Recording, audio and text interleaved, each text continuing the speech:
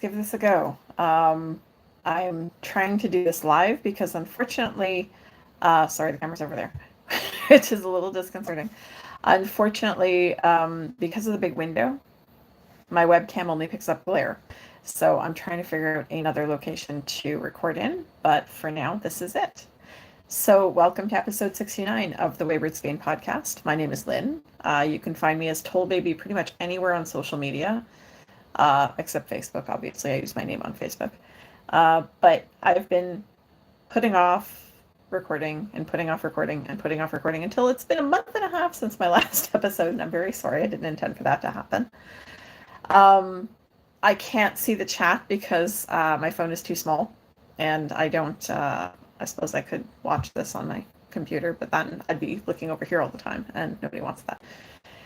So it has been a month and a half since my last confession, and I have done very little knitting, a lot of crocheting.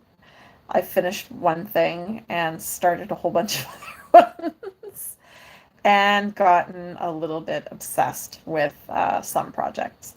So since my last episode, my sister-in-law's mom passed away. She was an only child. My sister-in-law is an only child, and she was very close with her mom. And her mom was a knitter. And so I have inherited her stash. Most of it, anyway. Pretty sure. Yeah, I'm pretty sure I've got all of it. But anyway, I went over to their house to drop some. I had boxes, and my sister-in-law was like, "We have yarn for you." And my son went, "Ugh." It's not that bad. I did throw a few pieces away. There was a ball of silk that had been either moth or carpet beetle eaten. There wasn't any evidence of insects in any of the rest of the yarn. So that was fine, but that one piece had obviously been either cut up or chewed up. I wasn't sure. But that went in the trash. And then there were these three, I don't know how to describe them. They were Bernat. I think one of them was called Jessie. They were scarf kits. They're tied scarves, and they're made out of fun furish type stuff, like eyelash type stuff. And it was hideous, and it was shitting everywhere, and I just threw it out. And I told my sister-in-law, and she was like, "Ugh, shedding. Bleh. Yes, throw it out." So I felt kind of bad, but it was never going to be used, and it was shedding everywhere. So that got thrown out. But I do have a lot of the rest of her stash, and which is almost entirely acrylic. So I had already come up with a sort of plan to use my acrylic scraps, of which I have far too many. And so sort of integrated her yarns, one of which is this searing pink, which I'm loving. Integrate her acrylics into it as well. So I'm integrating her worsted acrylics into it anyway. So I'm just going to show my only finished object. I only have the one. And I taught myself a new technique for this, which I was pretty proud of. Where's the top? Which one's the narrow part? I can't tell anymore. This is the top. So I finished the Forest Park Cowl by Liz Abinante. I love this pattern. It was so much fun to knit. The yarn was very rustic. It's very scritchy. It's not soft at all. It hasn't been washed or blocked yet, obviously. This is me we're talking about.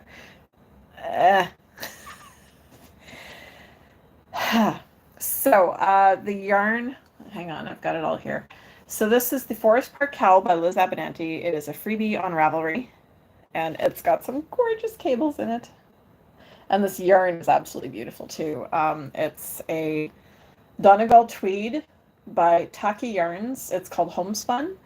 I don't have a colorway because there wasn't one on the label, but it's this brownish green, sort of a khaki color with a bunch of little flecks of red, green, and white in it. Almost Christmassy, not quite. And it just got dark. I'm not sure why. The sun came out. Something weird happened with the camera. Probably because I stuck this right up to the front of it. So, yes, I finished the cowl, and I taught myself a technique. I taught myself applied I-cord edging for the top, And I taught myself I-cord bind off for the bottom because I like the way it looked. It's so neat and tidy, and it was so much fun to do. And then I couldn't knit for 2 weeks. Because doing the applied I-cord edging and the I-cord bind off really messed up my arm. Like, really messed up my arm. It was bad. I could not grip things, and I ended up with nerve damage in my middle finger, which is almost completely healed, but every now and then I'll like press it against something and I'll feel a twinge up my hand. It got to the point where my whole arm, all the way up to the shoulder blade on the right side, was screaming in pain. So I couldn't knit for almost 3 weeks, which is one of the reasons I delayed recording. Anyway, I'll finish with this. So this is done on size US 7 needles, which is a 4.5 millimeter needle, and it took me 16 days to knit. The I-cord took me 2 days. So I learned how to do it using YouTube videos. I used tutorials from Very Pink Knits, who's one of my favorite knitting instructors online on YouTube. So I did follow a couple of tutorials from her. And it will be washed and blocked because it is for somebody else, and I would like to give it to her. Likely not until it gets a little bit colder, because it is the first week of June.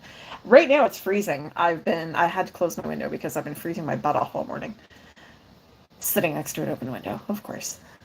So, that's my only finished object. So anyway, yes, my physiotherapist was like, no more knitting. So I had to stop for almost 3 weeks until things started getting better. And then I got involved with a crochet project that I got obsessed with. And like, obsessed with. This is what I've crocheted since I podcasted last. So the goal was to empty out one of my bins, and I did. But then I started filling it with these guys. So they're filled granny squares. They're is that what they're called? Filled granny squares. So there's no like little breaks in them. I have so many. These are all my acrylics that have been sitting around forever, for ages. There are piles and piles and piles and piles of them. The acrylics bin is about half gone, so I'm getting there. I don't know how many squares I'm going to make. So I make big squares until I no longer have, and there's more. Of course there's more. So these are all my big squares so far. There's that obnoxious pink. I make big squares, and then when I don't have enough yarn left for big squares, I make little squares. And 4 of these little squares are the same size as one of the big squares. So I don't know if I'm going to alternate them, like do some little squares and some big squares, or if I'm going, like some of the yarns I only had enough for one little teeny square.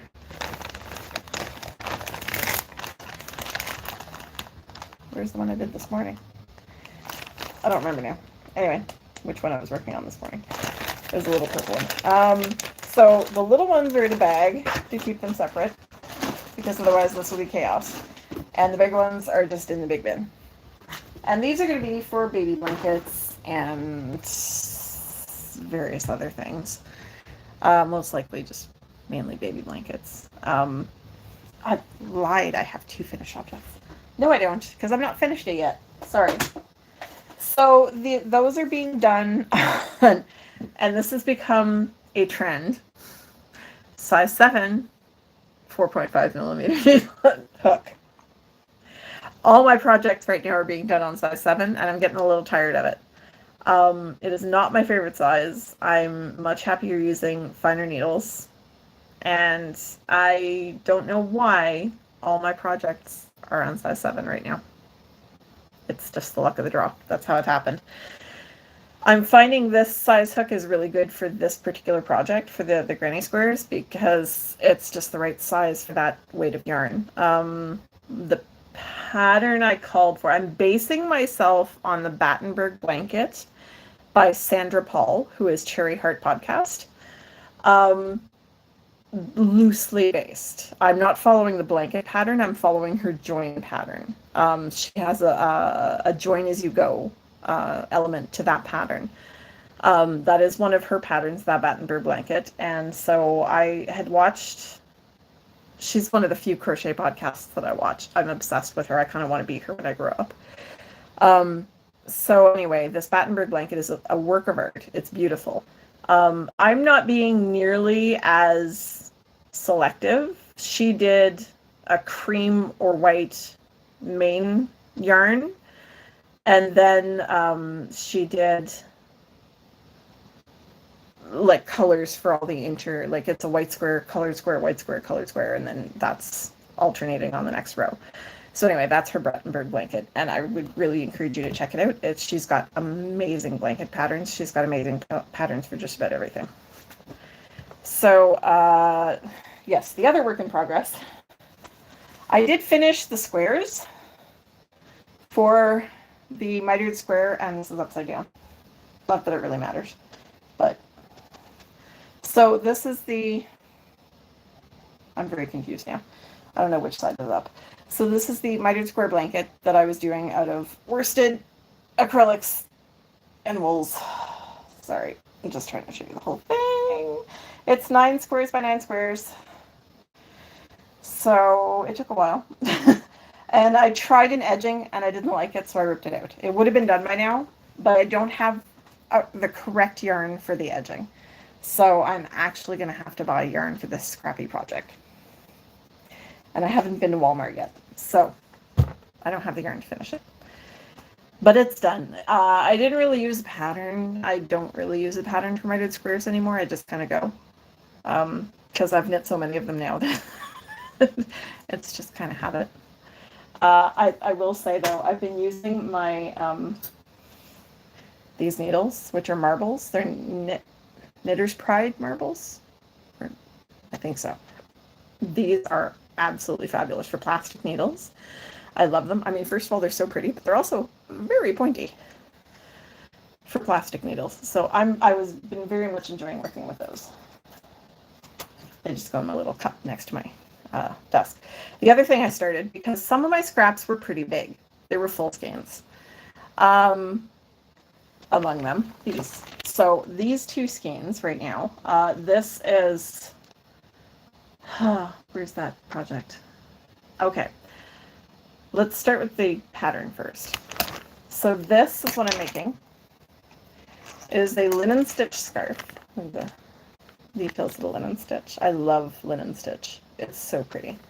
So I'm not doing back and forth linen stitch. I'm doing the type where you start over at the same end every time. So there is fringe. I am undecided as to whether or not I'm going to keep the fringe. But what I normally do with linen stitch, as I showed with my coaster a few weeks ago, I usually just tie the ends together and then cut them all to the same length. So there's like a neat fringe. Right now it's a little messy just because it's still a work in progress and it's still live. So I start at this end, I work my way across, I cut the yarn, I come back to this end. So there's a fringe on both sides, which drives me a little batty, but I'm sorry, this is the beginning. Yeah, this is the beginning of the row. I start on this side because I'm ready to start a new row. And I'm sort of alternating how many rows of brown I do in between each colored row. Sorry, that's the back. So I started out doing 1 brown row, 1 colored row, 1 brown row, 1 colored row, 1, and I felt like the variegated yarn was getting lost. So then I started doing 2 variegated rows, 1 brown row, 2 variegated rows, 1 brown row. Now I'm on 3. So because there's more of the variegated than there is of the brown. So the brown is, I never told you what the pattern was. I'm really bad at this today. It is Mimi's Linen Stitch Scarf by Mimi Cod. It's a freebie on Ravelry. This is Red Heart Tray Chic in color 4356. I think that's a discontinued yarn, but I'm not sure. It's super squishy and super soft, and it's a little thicker than this stuff. They're both a worsted, but this one just ends up being a little poofier. So this yarn is Patton's Decor in Sand and Sea. I don't know where I got it. I only had the 1 skein of it. No idea. Maybe somebody gave it to me at some point. Maybe I bought it. I don't know. If I bought it, it was in like 2008. So long gone. That's also being done on a US 7, 4.5 millimeter. I started that on May 27th, and I occasionally make progress on it. I usually work on it while I'm working, when I'm between calls, because I work for a call center from home. It's my second job. And so I work on it between calls when it's slow. And the only other thing that I'm currently working on, and working on is a loose term, because I have to find the pattern. I was going to just print a new copy of it, and then I realized that I don't know where I am in the pattern, so I really have to find my original one. It's not far. I saw it recently, so, but I found it. I told you guys I was looking for this, and I'm really ashamed of how little progress I have on this thing. This is the Papillon by Marinja Knits, or Marin Knits, I'm not sure. So I had started this back in 2019 as a booth sample for Fiber Stash yarns. Christy sent me the yarn and asked me to knit this because she really wants this shawl, but she has no interest in knitting it. So I had started knitting it, and then I had basically stopped knitting altogether. And this is not on size 7, so yay! I'm very anxious to find the pattern and start working on it again. So this is done in 2 of Christy's yarns. They are in her Twinkle Toes base. I have her Temple of Sap, which is a beautiful, and unfortunately the sun is gone, so is my lighting. It's a beautiful sort of jewel tony. It's got purples, it's got teals, it's got greens, it's got oranges, it's got like every color in here, and it is beautiful. It's very subtle, so when you're further away from it, all you see is a dark yarn. But when you look at it close up, you can see all those gorgeous colors. And my hair, of course, because, well, I'm me. So that is Fiber Stash Twinkle Toes in Temple of Sap, and this is Fiber Stash Twinkle Toes in, and looking very Grayt Scott. So, which is named after my friend Mandy's husband. Mandy Pinecone Crafts is a good friend of Christy's, and some of her yarns are named after Mandy, some of her yarns are named after Scott. I'm very, very keen on starting working on this again, and this is on a US 4, which is a 3.5 millimeter. So that is one of the reasons that I'm very excited to work on that, because it's not on a size 7. I'm on a time crunch here, so that's one of the reasons I started recording now, because I start work in a few minutes, and I wanted to be able to just limit the amount of time that the podcast was going, because I know I tend to ramble a lot, so this is keeping me in check. I did acquire some yarn. This was from a friend's de-stash. This is one of my favorite yarns in the whole wide world. It is no longer made. The dyer has retired, which makes me very, very sad, because it's such nice yarn. This is the squishiest sock yarn I have ever knit with in my entire life. I have knit with it several times. And it is Bittersweet Woolery, who is my friend Tina. And when this came up for de-stash in a Pocket Friends, it came up in a Pocket Friends de-stash. I can speak English, I swear. I had to buy it. It is Guilty Pleasures, and look at the name, Princess Buttercup. And it is the most happy, sunny, yellow, beautiful, squishy yarn. I love it so much, and I'm very glad I was able to get it in the de-stash. And I also got this set of single ply minis. She says they're single ply. They don't look single ply to me. I don't know. So there are 4 colors. There are 2 of each of the greens, and there is a yellow, and there is a more orangey. So there's 4 different colors in here, and this is Manos de l'Uruguay Fino, which is a 70% wool, 30% silk. So, I'm getting fancy with my minis. But it's this gorgeous little set of minis, and the colors are just like number codes. The set of minis is called Dorothea. I guess that's the color. collection. I love it. It's squishy, it's soft. Of course it is. It's silk. And I got that out of the stash as well. And then I'm sorry I didn't manage to package it up again as nicely as the person I bought it from had. But this is a set of minis from my friend Amanda, and this is her card. Oop. Wayside Weeds and Wool. I don't know if that's going to come up the right side for you guys. On my screen, it's backwards. So this is my friend Amanda, who is local. She's from just outside of Ottawa, and she does natural dyeing. So these are the minis. I'm going to take them out of the bag because the colors are not the same in the bag. So these are natural dyed minis, and they are gorgeous, and they are squishy, and I love them. So these are done in indigo, goldenrod, tea, cochineal, and madder. And unfortunately, they're getting washed out a little bit because of the window. Oh, there we go. That's a little bit better. So that's the madder, that's the indigo, and the other three colors.